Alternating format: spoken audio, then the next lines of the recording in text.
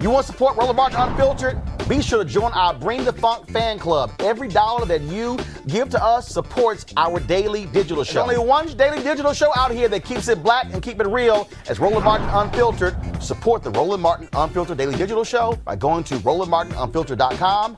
You can make this possible. This is real what we're dealing with. Dr. Taison Bell, critical care and infectious disease specialist, University of Virginia. Dr. Bell, welcome back to Roland Martin Unfiltered. You heard the conversation we were having here. Yeah. Doc, when Donald Trump stands before cameras and what comes out of his mouth, testing is overrated, that has to anger you as an infectious disease specialist. It is absolutely infuriating to see the leader of our country spewing this nonsense. Testing is absolutely important, and everyone who has any sort of confidence or intelligence about them understands that in order to safely open up the country, to know what's going on in our communities, you absolutely have to have testing. And the reason it seems like we haven't met the goal, and so he's shifting and saying it's not important. It's always been important. It always will be important. The fact that you're not making it there, you need to own it up and just say that this is what we need to do to increase our testing capacity. You don't then say it's not important. So yes, when I saw that, so first of all, I've learned to just expect nonsense, but every now and then it just seeps to a lower level. This was beyond the pan, beyond the fold, and I couldn't believe it. I have no words for it. And again, when we see the fact that we just showed the graphic there, nearly 90,000 deaths in this country. We'll be at 100,000 next week. And again, the moving of the goalposts, it also has to be infuriating that we don't have a national testing strategy. That I remember the news conference, the Rose Garden. It was CVS, and it was Walgreens, and it was Walmart. How we're going to have remote testing all around the country in these parking lots. Hasn't happened. He stood there and touted, Abbott has this great test, unbelievable test. Now the FDA is warning about all his negative results because, again, wasted time. 1 or 2 months is critical in a pandemic. That is an eternity to be behind in a pandemic when the CDC and this administration farted around for 2 months, and Trump is out there going, oh, there's only one person here from China who has it, or we have 15 cases, it'll soon be down to 0, or you have Larry Kudlow who said, oh, no, this is close to being airtight, contained, don't worry about it.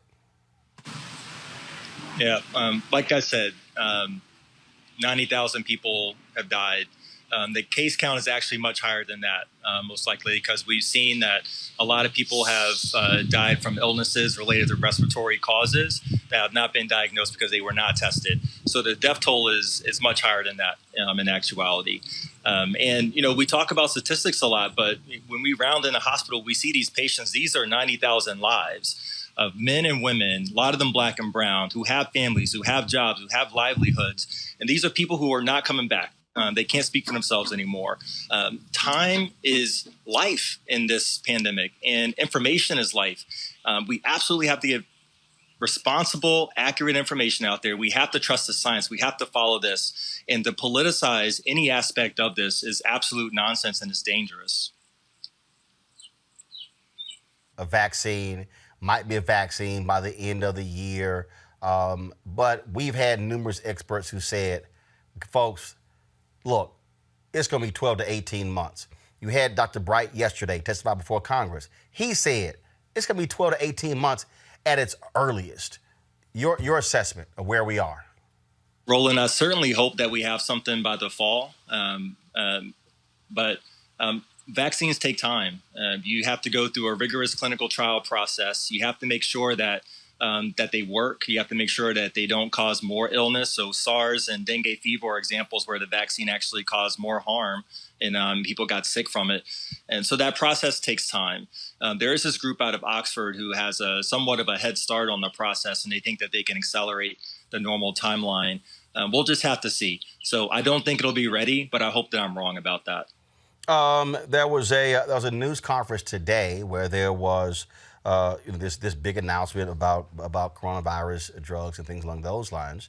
Again, and what's crazy is to watch it and to listen to Trump downplay the very thing, and that which is still illogical. So I want to play this for you. I know you will. Any questions, please?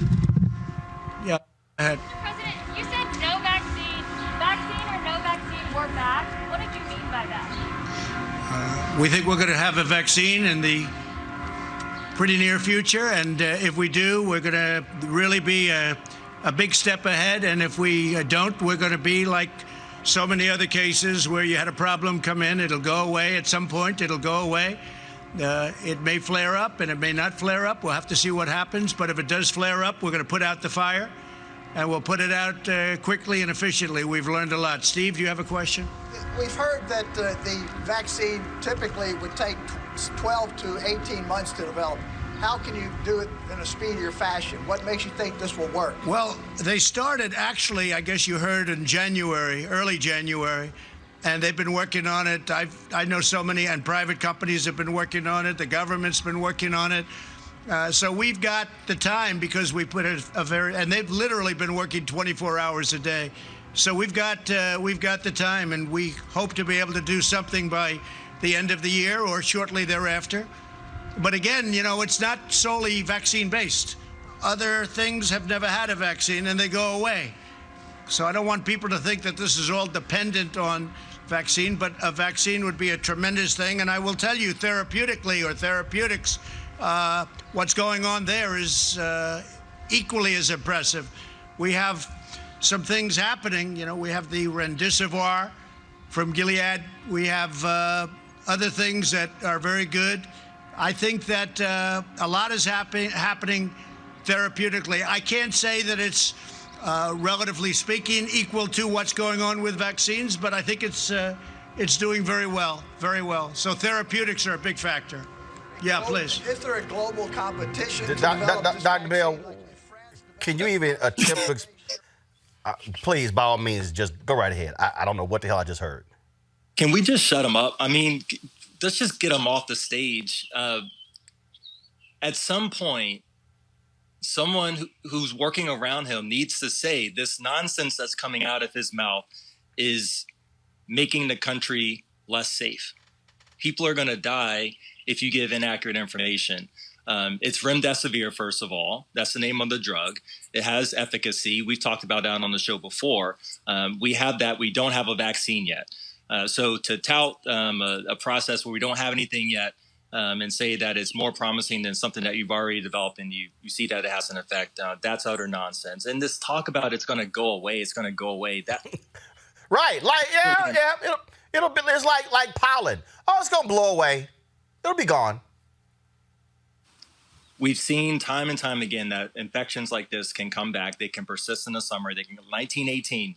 The Spanish flu came back with the rage the second season in the fall. It actually killed more people in the second wave than the first one. Exactly. You just need to pay attention to history, pay attention to your scientists. And if you don't know, that's okay. You don't know. He's not a physician. No one expects him to be a physician and to understand the subject matter. That's okay. That's not your job as a leader. Your job as a leader is to get people around you who know what they're talking about. And when something comes up that they're a subject matter expert in, you get out of the way and let them talk. And the fact that Dr. Fauci, Dr. Birx, the people who know what they're talking about, Secretary Azar, they are not on the stage anymore. That is really concerning to me. And the fact that it's replaced by this person who is spewing utter nonsense, it makes me mad because, Roland, honestly, physicians on the front line, nurses on the front line, we will see the effect of inaccurate information, of inadequate testing, of inadequate care, of racial disparities. We will see all of that manifest in the unit, in the hospital. We will see these people suffer. We will see these people die.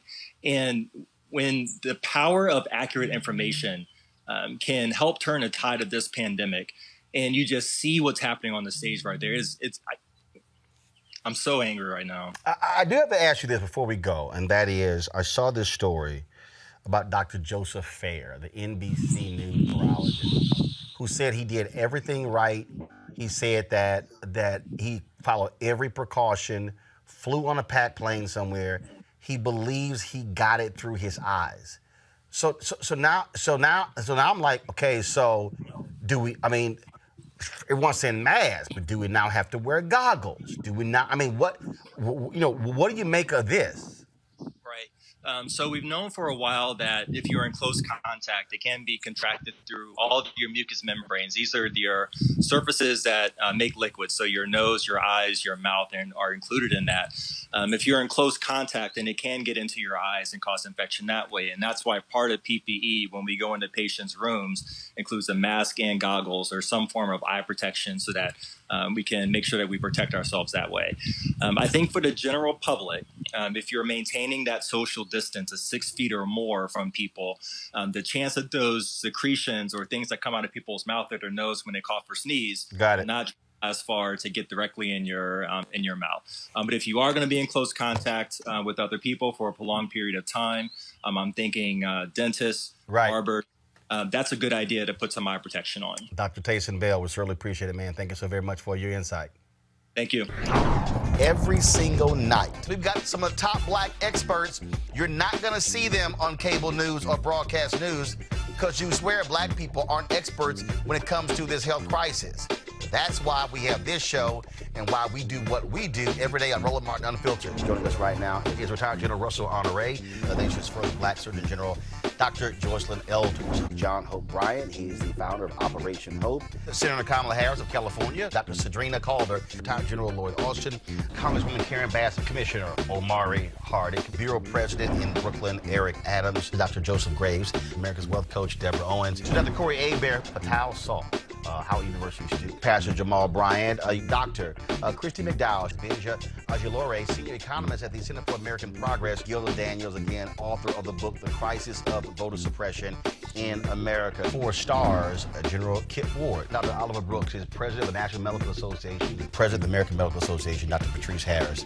Joby Benjamin, Dr. Alexia Gaffney, Infectious Disease Specialist, Dr. Georges Benjamin, Executive Director of the American Public Health Association, Malcolm Nance, Family Medicine Physician, Dr. Jen Caudle, Dr. Tashaka Cunningham, a molecular biologist, Kat Stafford. She's a national race and ethnicity reporter for the Associated Press. Dr. Wayne A.I. Frederick, who is the president of Howard University, Congresswoman Yvette Clarke from the state of New York, William Spriggs, AFL-CIO economist, Andrea James, Executive Director of the National Council for Incarcerated and Formerly Incarcerated Women and Girls. All right, let's go to Capitol Hill. Congressman Gregory Meeks, Congresswoman Eddie British Johnson of Texas, Congresswoman Barbara Lee, Minnesota Senator Amy Klobuchar, mental health clinician Jamie Singletary, Prince George's County State's Attorney Aisha Brayboy, as well as Dylan Hayrie, ACLU Justice Division Strategist. Dr. Cindy Duke, she is a virologist.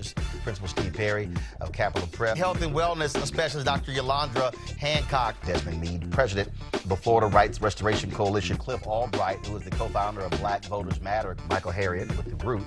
Mina McWhorter, founder of Love by the Hand. Dr. Julianne Malveaux, economist, president, Emerita Bennett College. Coroner Michael Fowler is a mayor of Atlanta. KEISHA Lance Bottoms, mental health therapist Suzette Clark. Justin Gibney, attorney and political strategist, and Bishop Vincent Matthews Jr. Dr. Suzette McKinney, CEO and executive director of the Illinois Medical District. Dr. Leon Madugal, president-elect of the National Medical Association. Jana Bailey, mayor of Moss Point, Mississippi. Mario King. We're going to keep driving this thing to make sure our people are fully aware, safe, protected from coronavirus. You're getting the top medical experts, the top business experts, top political experts, top religious experts, because that's why we do what we do. Unapologetically and unfiltered.